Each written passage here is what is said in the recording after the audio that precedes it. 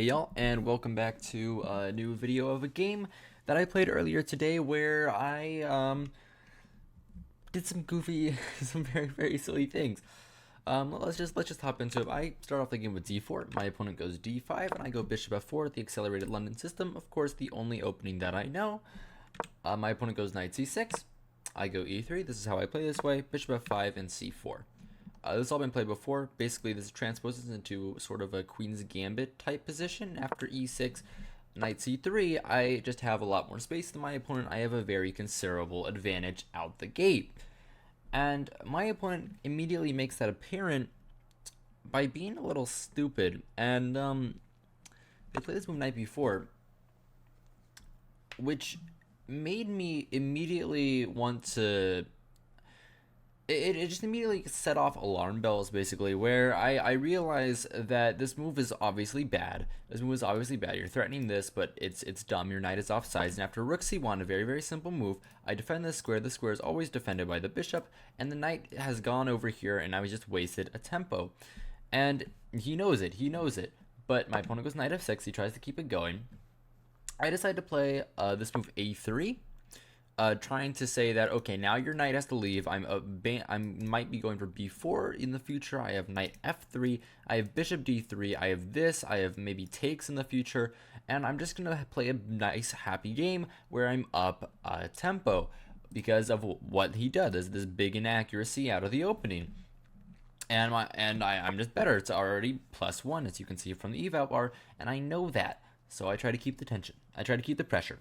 And play here is still very simple, so I'm not gonna go too quickly on it, but I go knight f3, simply developing my knight, going into the center. I might want to play knight e5 in the future.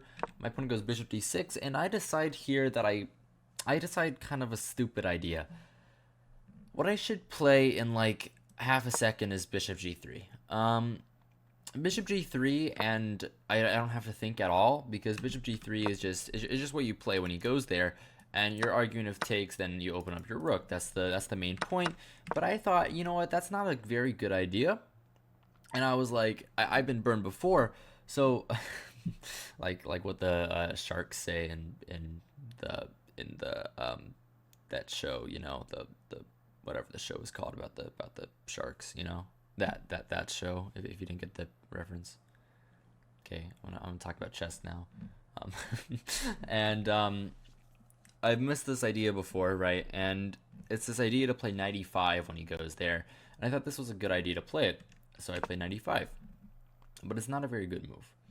In fact, the only move that keeps this like plus 1.3 advantage is this move bishop g5, moving the bishop out and pinning the knight. Saying after h6, oh, actually you take. Oh, that's actually very shocking. You take cd. Oh, well, you win a pawn there. So that would make sense. So I guess what would you play? You play bishop back to e7, and I guess now, oh, you'd win a pawn anyway. No, you don't win a pawn here, but you make your opponent have nasty pressure, and then you fork him. Okay, that's a nice idea. I should have seen that, but instead I decided to play knight e5 because I thought, okay, my knight's going in the center. Nothing really changes if my bishop is on g3 or if my bishop is on f4 when my knight's in the center. So I wanted to play this move immediately. And I thought, okay, my opponent can't really take because then my pawn gets in the center is very strong. I calculate a couple lines, of course. After knight takes, then I have pawn takes, forking the two pieces. That's pretty simple. And after bishop takes, I thought pawn takes, and he's not able to win back my pawn because after the knight moves, this pawn is hanging, and I'm able to pick it up pretty easily. And if he tries to win back my pawn, then he has weaknesses on the queen side. And that's kind of what I calculated, and I was right. My opponent took with the bishop. I recapture with the pawn, the best move. My opponent played this move knight e5. Knight e4. I was a little bit worried about this move, but I didn't think anything of it after a simple cd. And like this is like a little scary, but just h3 and you win everything. So that's the little nice thing to do. But I was a little scared of that. He played knight e4, which is the best move, and I win the pawn. He goes here. I take with the rook, and after he recaptures. I don't win the pawn here. This is the line I didn't calculate because I thought I was just up a pawn, but I realized that this is also quite bad. Like around here, I realized that this is also a very good position for white because after all this, I get bishop b5, and now the knight is pinned to the king. If the bishop comes back to defend, I simply take on d5. This is what happened in the game. But I'm just threatening this. Like, if queen here, this is just awful. This is awful. Actually, even like queen c1 or something, and I mean, it's over. It's over. My opponent is just gonna lose everything at this point, and I'm gonna be winning. There, it is a bad pawn. However, it is a bad pawn, and that's kind of the only issue in this position. But either way, my opponent goes bishop e7. I take on d5. I believe that he thought that he had to lose the pawn because it looked undefendable. It looked undefendable, and he thought this pawn was a better pawn loss than the other one. And I have to admit, yeah, that makes lots of sense. But here I decided that after castles, I would castle, of course, very normal stuff.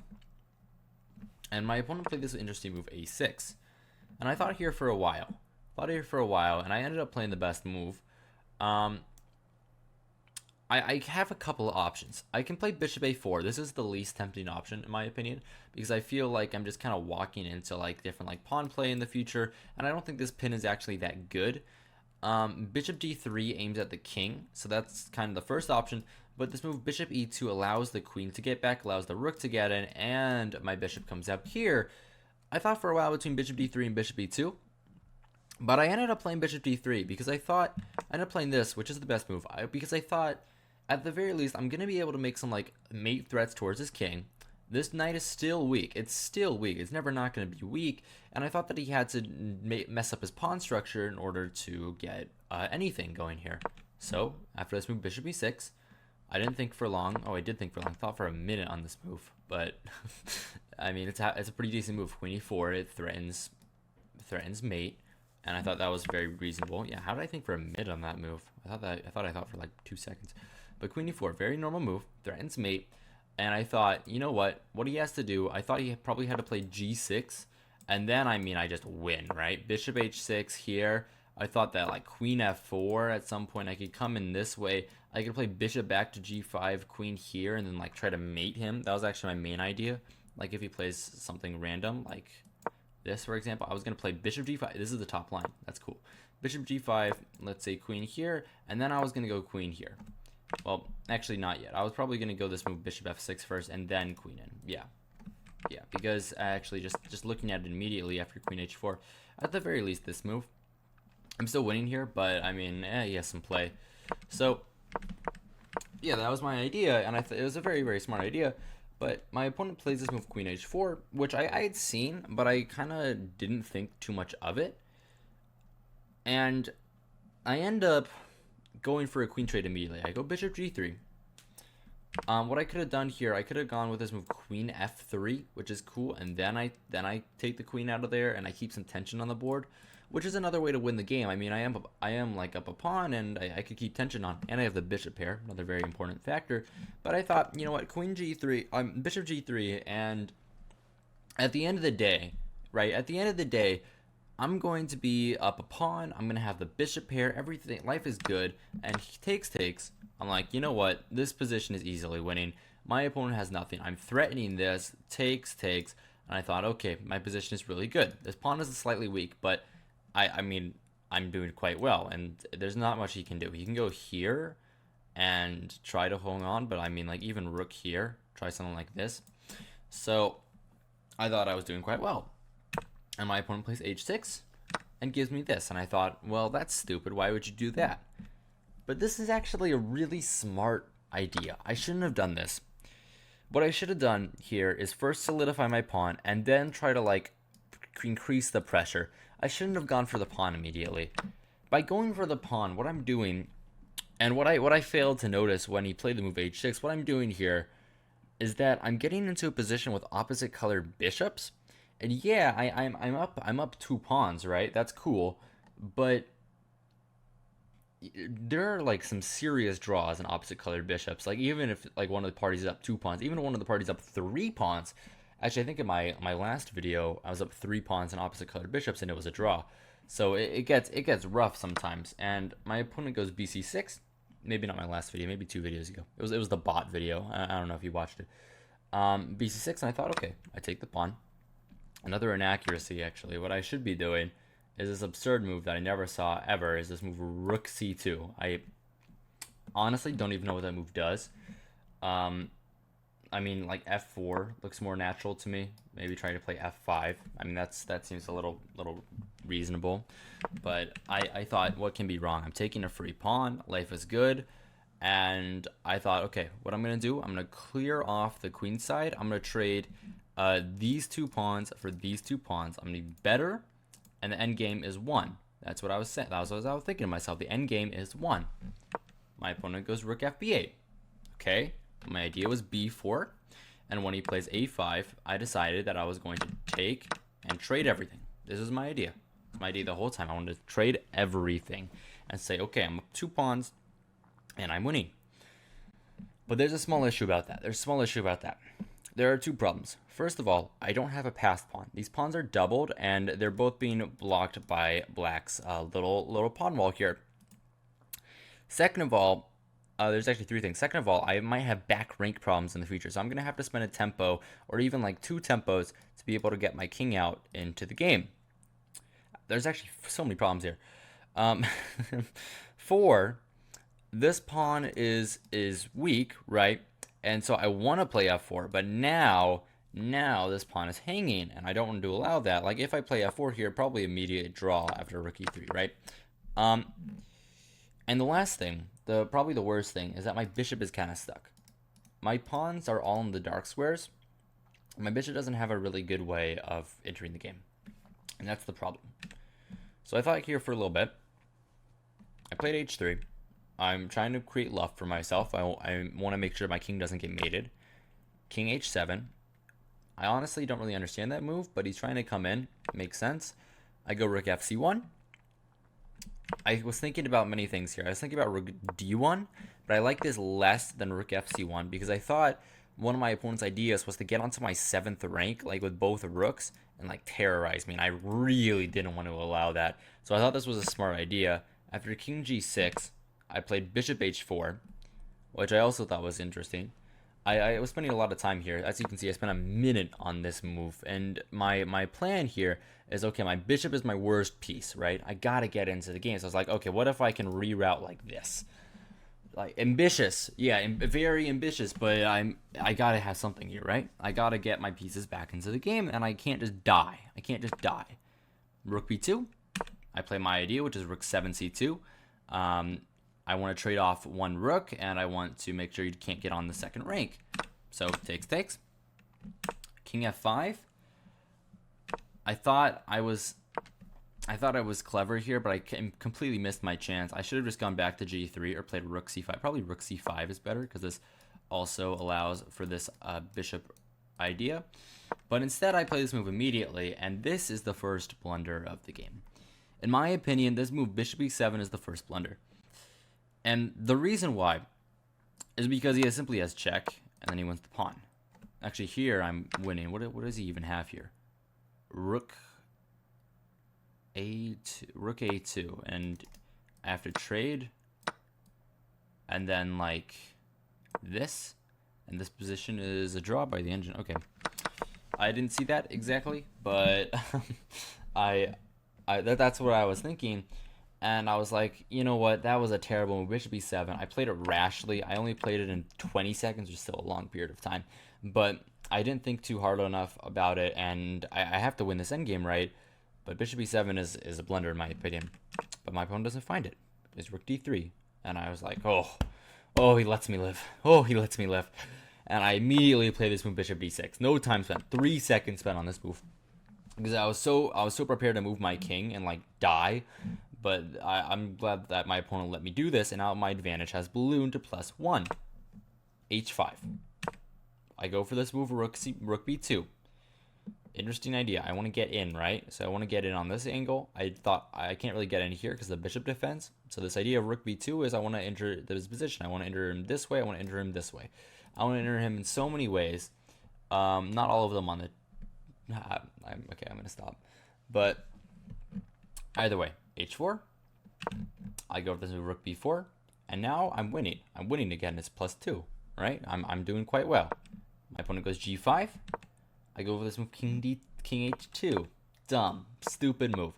Idea being I wanted to play g3, but this is stupid. What I should be doing is immediately playing bishop e7. And I saw this move. I obviously I saw this move, but I thought, okay, what do I do if he doesn't take?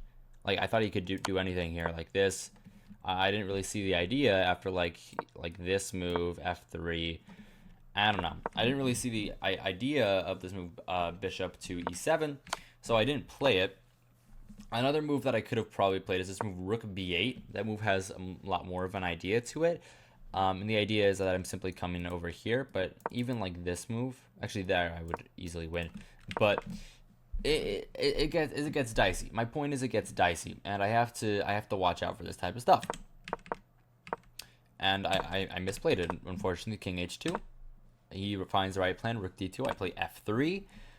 Much better than f4, because I thought after f4 I didn't see what I was doing here. I thought the bishop d5, and I'm like, this is kind of scary here. I mean, like, this is rough. Luckily I don't lose here. Like, from some miracle I don't lose here, but it's awful. Yeah, I don't wanna do that. So I didn't play f4. I played f3. Idea being I might want to go for this move e4 at some point if like the bishop is like aligned or something. Rook d3. e4 check is kind of forced at this point. I can't really defend the pawn in either way, so that's forced. King moves, and I go for this move, rook b5. Another bad move. Idea of rook b5, it was kind of dumb. It was kind of dumb. I wanted to defend this pawn and then go for like this, because then he couldn't take. Oh wait, no. My idea was to go bishop around and like mate him, because I thought that, oh, I mean, he's gonna blunder mate. He's only 2250. He's gonna blunder mate. Stupid. Obviously, he's not gonna blunder mate. But I made this decision really quickly because I have a minute and a half on the clock versus 4 minutes. My opponent has so much time on me, and I have to play really fast if I want to be able to sneak out anything here. Rook d1. I play this move bishop a3, going for my idea, but it's so stupid now. Like, I have to go like here and stuff, and it's bad. Rook a1, second blunder of the game, bishop b2. I think that this is a blunder. The reason why I think this is a blunder is because it rook b1, and I thought, wait, whoa, what am I doing? Rook b1, and what do I even have here? I have nothing. I'm forced to go rook b4, which computer gives us a mistake, but this engine says it's fine. Idea is to go here and trade off, but I mean, this is kind of scary. Like, let's say this. Oh, I guess e6 would win here, and I get this check. Okay, but I guess my opponent doesn't have any moves. Oh, that's hard to see. That's hard to see. Yeah, I didn't see that. My opponent doesn't have any moves. Well, that's cool. But anyway, after rook b4, my opponent goes rook d1, which is the best move. The game review is kind of tweaking at this point, but it's the best move. I go rook d4, offering a rook trade. I thought a rook trade is winning for me because his pawns are on dark squares, which is good. I can bring my king around, and I'm better. Rook b1, and I blunder a draw. I blunder another draw. This is so stupid of me. What am I doing? It's so stupid of me. And king e3, rook c2, and he has a perpetual. He has perpetual pursuit. And after rook f2, my opponent decides to decline the draw. He goes bishop c4, and I'm back in the game. I'm back in the game. He lets me live for another time. Whew, that's awful. That's terrible. Oh, and the way to win is kind of cool. It's just e6, sack the pawn and get the bishop in. Nice idea. I wasn't looking for stuff like that, so I played bishop a3 pretty quickly. Idea, I want to go back here, win the pawns. I got to get my bishop out. Rook b5. I go here, hitting the pawns. He takes on e5. I go here, come back, and now I'm down to 30 seconds. I got to make moves instantly, right? So I go rook b2. I need to get my rook in. I need to infiltrate. King e3. Don't really see what that move does, so I infiltrate. I infiltrate quickly. My idea is I just want to come here. I just want to win the pawn and do nothing. King f4.